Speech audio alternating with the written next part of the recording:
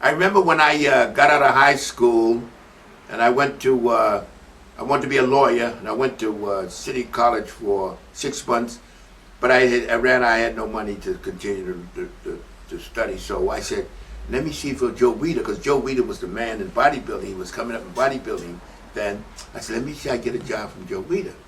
So I went over to ask Joe to give me. Joe was excited to, hey, Leroy, yeah. You know, he says, you work for me, and you'll get $2.25 a week. $225 a week. That seemed like a fortune in those days.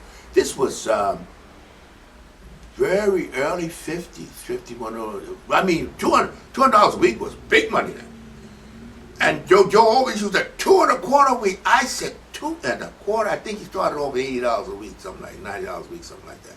I don't know, can't remember exactly, but it was nowhere near $2.25 a week. So I said, oh boy, you know, I'm working for Joe Weider. And that was, to me, that was pay all as it is, because Joe was a man in bodybuilding. He glamorized the sport. So after about close to 8, 9, 10 years, Joe got really big, and he says, I'm going to move the operation to California. He said, you want to come with me to California? I said, no, Joe, I'm not moving. I thought, I had a very negative impression of California at the time, you know, and my wife, and I had a wife and kid, and I wasn't going to uproot and come out here. It was like, it couldn't going to be. He says, well, what are you going to do? I said, well, I'll get a job. Do you know something? I went to the state unemployment insurance. I think I was up to $125 a week then. They couldn't find me a job at $125 a week because Joe had me doing everything, and I had no, like stock boy, nobody was getting $125 a week for that. It was too much. They didn't pay that kind of money. Then I wasn't writing anything. I was working. What else I was doing for Joe? Working in the office, the filing for him, and a whole number of jobs. I had no one job. So they said, well, you go out and find it yourself, because you have to do that to get unemployment insurance. Anyhow, so I said, Joe said, you get yourself a job? Because I was still working for Joe, you know, just packing up, you know, getting ready to go. And I said, no. So Joe says, what are you going to do? I said, I don't know. I said, Joe said, why don't you open a store selling my stuff? You know, I had no idea what business was. I had no concept of business. I never thought of business. Working for somebody, what you're supposed to do. Business, that's for people that in another strata, you know, I'm not. And so I said, Joe, I don't know anybody. He said, you know what, you know how to work. I know you. I said, Joe, I said, oh no. I said, I don't know, Joe. I said, let me, I'll think about it. So at that time, they had they were making a movie in Europe about what they call it, Toll, King of Brute Force. Reg Lewis was the star. Anyhow, I got a few dollars from there, and then I came back, and Joe said, what do you think? I'm going to be leaving in a couple of months, so what do you think about opening the store? And I said, I don't know. Joe said, well, look, it's up to you. So, you know, now, you know, actually, what am I doing? I'm getting ahead of myself, because I'm going past when I got hurt that led up to the store. You know, because I remember with the beginning with Joe is when I got hurt in my motorcycle accident, and I went back to Joe, and I said, this is what happens when you got a mentor, when you got a guy that really in your corner. And now I'm going to tell you how I started telling you about the stores, but I didn't give you the background of how it led up to that, which, you know, happens with me. You know, let me tell you what happened with me. My brain is ahead of my mouth. And I think I've said something, but I haven't said it. And I want to say, you know, and that's a lot of times I say things that it's out of context. That's the way the brain works. My head is turning all the time. But I really got ahead of myself when I was telling you about moving the store, because the background of going to open the store wasn't there. The background is when I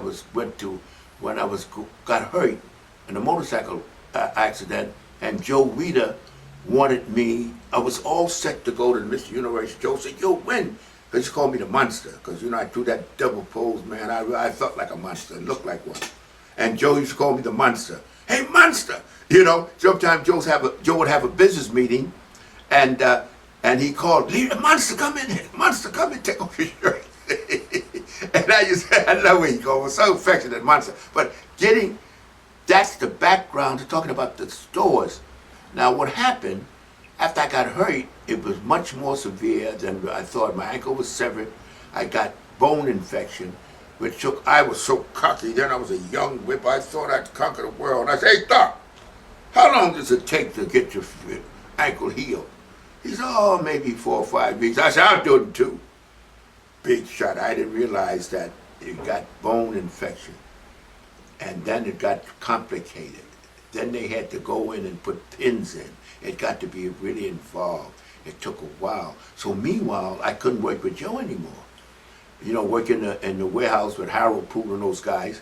So Joe said, Dave Draper. So Joe says, "Why don't you write articles for me?" I said, "Joe, I don't know." He said, "All you got to do, the way because I was always a windbag. Always had opinions. Joe and I used to argue. That's why I loved the guy. We used to argue, and thinking that anyhow, he said, "All you got to do is just put on paper when you run your mouth around here." That'd be enough. So, okay, that was the beginning now. So then I was writing for Joe, doing nothing but writing articles, all kinds of numerous of articles, and I got better as I wrote them. That's when after Joe decided he was going to move to California. That began, and then of course I was so comfortable writing articles. I think I was getting then about $50 an article, $75 an article. So then Joe said, then we get to opening the store. And I tell you, I was terrified. I said to but I can't fail. And so Joe said, "Okay, now here's what we'll do. We'll go up to Harlem and find your store." Harlem was all black neighborhood then. And he says, "We'll find your store in Harlem." Sometimes I wonder what he goes through my head. So I said, "I'm not going to open a store in Harlem." He said, "What are you talking about? You don't know." He said, "Well, you know the black." I said, "Joe, the black people will go downtown. The white people won't come uptown. I'm opening the store downtown." Joe said, "Oh, God," I used to just get a kick out of him. Oh, he put his hand to his head. I said, "Joe, that's what I've got to do." And when I first opened up, it wasn't much business. And then it started building, and it was like fascinating to me. Because at that time, if you wanted vitamin, you had to go to the health food store.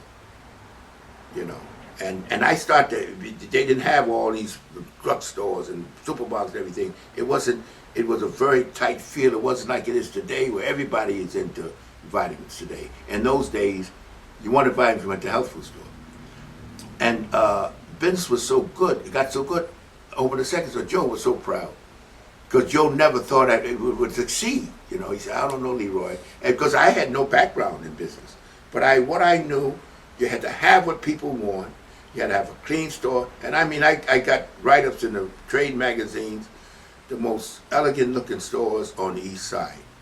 Because I had carpet on the floor, chandelier, because I knew that they didn't have that in those days, you see. And I was just using my not common sense, just using that intuition. So I was doing over $2 million a year in '72, which was considered unbelievable.